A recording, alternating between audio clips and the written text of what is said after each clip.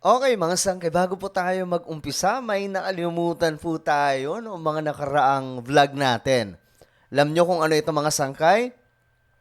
Ito po ay ang number one nating batas dito sa Sangkay Janjan TV. Alam nyo ba kung ano ito? Ang i-like po ang video na to. Okay, bakit kailangan i-like?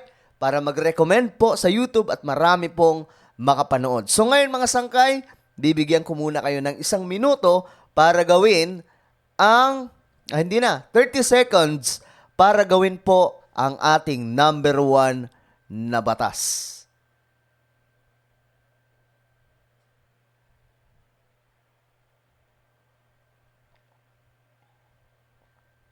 Sabay-sabay nyo lang i-like mga sangkay para makapagtuloy-tuloy po tayo sa ating pag-uusapan ngayon. 30 seconds na ba? Okay na? Na-like mo na ba? Mag-uumpisa na po tayo? Okay, game. Itong si Pastor Kibuloy ng SMNI ay mayroon pong pampakilig kay Maria Ressa. Akalain mo ba naman mga sangkay? Pinayuhan. Hindi ka ba kiligin dyan? Yung binabanatan, yung ayaw nyong channel, yung ayaw nyong tagapagbalita, at ayaw din sa inyo, Crappler, nagbigay po ng payo. Ano kaya ang payo na to? So, pampakilig po ito ni Pastor Kibuloy para po kay Maria Ressa. At eto mga sangkay, pakinggan po natin. Malupit to. Pinayuhan ni Pastor Apollo C. Kibuloy ang cyber libel convict.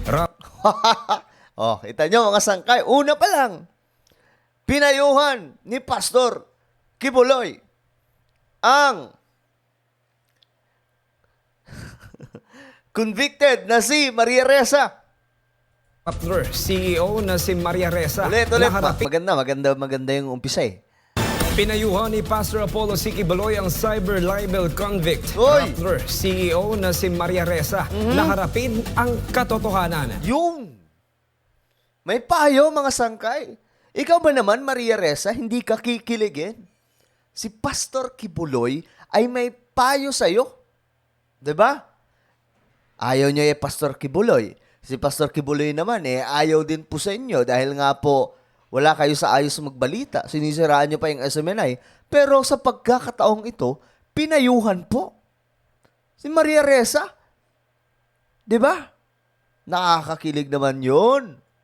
Si Troy Gomez, magbabalita live. Troy, magandang gabi. Hoy, si Boss Troy. Kyle, magandang gabi. Muling binanata ni SMNI Honorary Chairman Reverend Dr. Pastor Kala ko payo, banat pala. Teka, ano ba to? Payo o banat?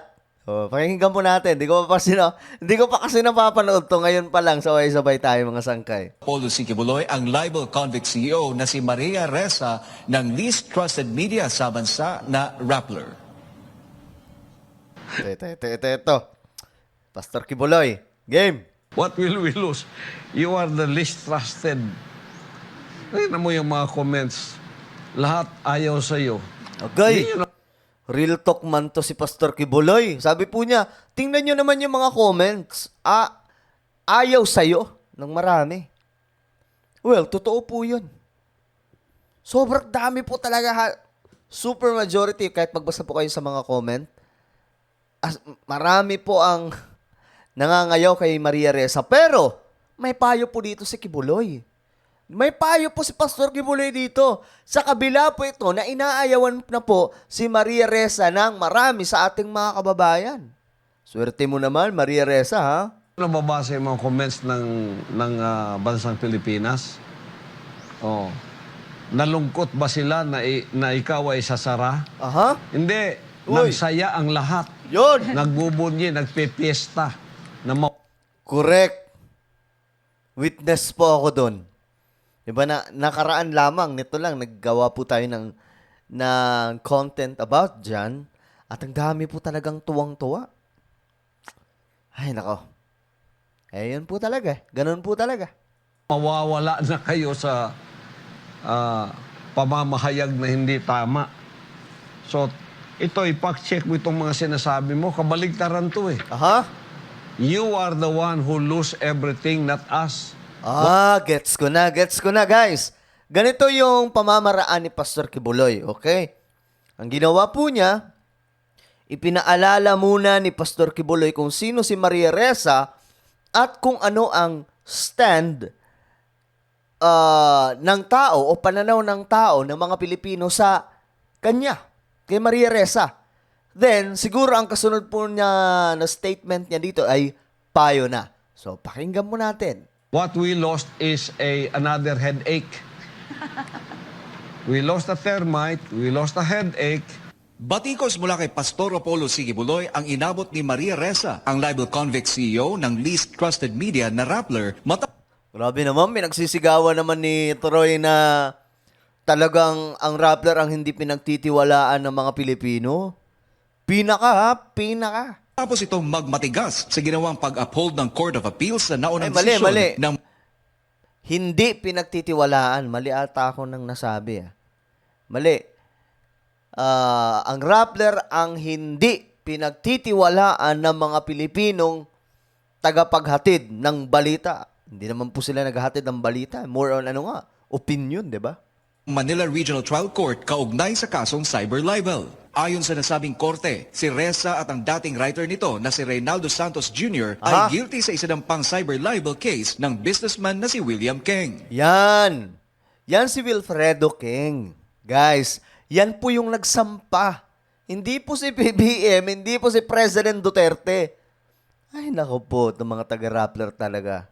Pero para kay Maria Ressa, ang lahat ng ito ay hindi makatarungan at puro kasinungalingan lamang na bahagian niya ng panggigipit ng pamahalaan. Giit pa niya na mas marami ang mawawala sa mga Pilipino kaysa kanya Wow! kung siya ay unjustly o di makatarungang makukulong. Wow! Pero para kay Pastor Apollo Sigibuloy, dumaan sa tamang due process ang kaso ni Ressa. Nakakuha ng abogado anya si Ressa para ipagtanggol ang sarili. Pero yun nga lang ay bigo itong manalo sa kaso at mas lalo pang nadiin ang pagkakamali matapos palpak ang apela nito na makuha ang pabor ng Court of Appeals. Tapos nag-Court of Appeals ka. You went through the process. Aha. Ito, pastor na pastor po yung dating talaga dito ni Pastor Kibuloy. Pinapangaralan niya po dito si Maria Ressa. But I think yung kasunod nito, yung pampakilig na. Yung payo na pampakilig kay Maria Ressa at depende na lamang po sa kanya yun. Kung makikinig siya. Tapos, hindi tinanggap yung appeal mo. The Court of Appeals, yung appeal mo, dinismiss. So, Wait lang. Yung iba dyan na hindi pa nakakapag-like. Yung number 1 na batas natin, okay? Ano yun yung number 1 batas natin? I-like po ang video na to para mag-recommend sa iba. So, please, pindutin na po yung like. Okay? Nasa ibaba. Alright? Okay. Tuloy tayo. hold nila yung conviction mo as a cyber libel criminal. Unjustly. Sana nga unjustly doon. Oh, nagpa-fact-check ka, fact-checker ka ng Facebook. Pagkatapos, hindi mo na fact-check sarili mo. Oy! Sakit naman nun, pastor. Sakit nun, ha? Fact-checker ka, ha? Fact-checker ka ng Facebook. Pero yung sarili mo, hindi mo ma-fact-check. Ay, nako po. Medyo malakas ang tama nun, pastor. Hindi mo man minimension si William King na nagdemanda sa iyo. Correct. Pinapalabas mo pa sa abroad na ang nag-api-api sa iyo ay ang gobyerno. Yun. Tama yun. Oh. Di Wala ba talaga kasi eh. malingan yun, Maria Ressa? Correct. Pinapalabas pa na si BBM o kaya si Duterte. Diyos mio, Marimar. Walang kinalaman yun. Ipack-check mo sarili mo. Correct. Ang pagmamayabang naman ni Ressa na mas marami ang mawawala sa mga Pilipino kung siya ay di makatarungang makukulong ay hindi rin pinalampas ni Pastor Apollo. Ha? Filipino citizen, sabi mo, lose far more than I do. Naku. Ha? Really? Seriously? What will we lose if you go to jail, Maria Ressa? What will we lose? The biggest termite Uy, grabe of naman the yung... pillar of our democracy. Uy, sino yung tumatawa dyan? Grabe naman yung tawa na yon. That you are thrashing everywhere. That is what we will lose. A mother termite Agoy. that knows the pillar of our democratic system by being biased in your fake news. Nako po. Sinabi din ni Pastor Apollo na binubulag ni Reza ang mga tao, lalo na ang mga nasa abroad, sa pamamagitan ng kanyang mapanlinlang na mga pahayag na inaapi-apian niya siya ng pamahalaan sa pamamagitan ng pagkipil sa kalayaan ng pamamahayag. Gayet din ni Pastor Apollo na ginagamit lamang ni Reza ang foreign-funded online news site na Rappler upang sirain ang mismong imahe ng Pilipinas. Agoy, real talk po yun. Real talk. In my own understanding and analysis, mga sangkay, yun din pa yung nakikita ko.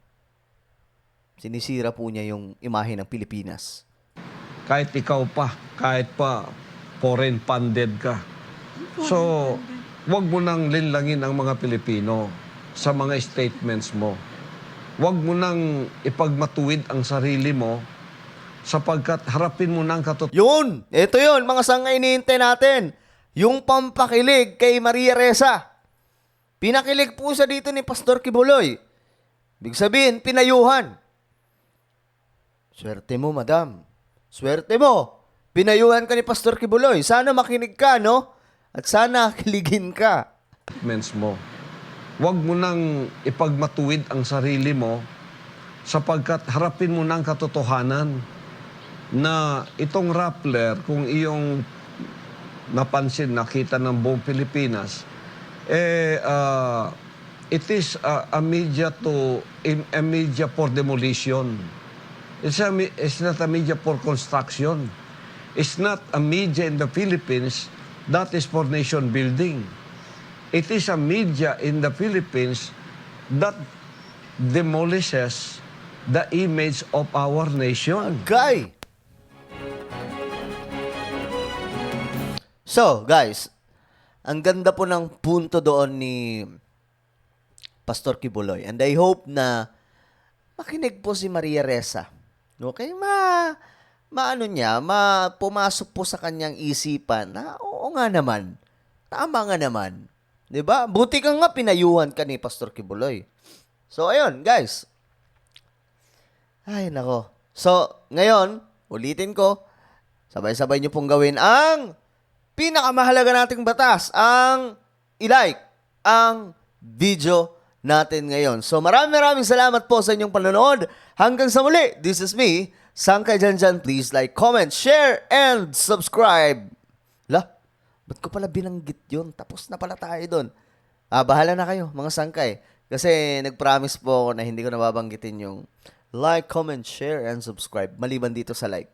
Kasi ito po yung pinakamahalaga nating batas. So, i-like nyo po ang video natin ngayon at lagi nyo pong tatandaan that Jesus loves you. God bless everyone. Mabuhay ang Pilipinas.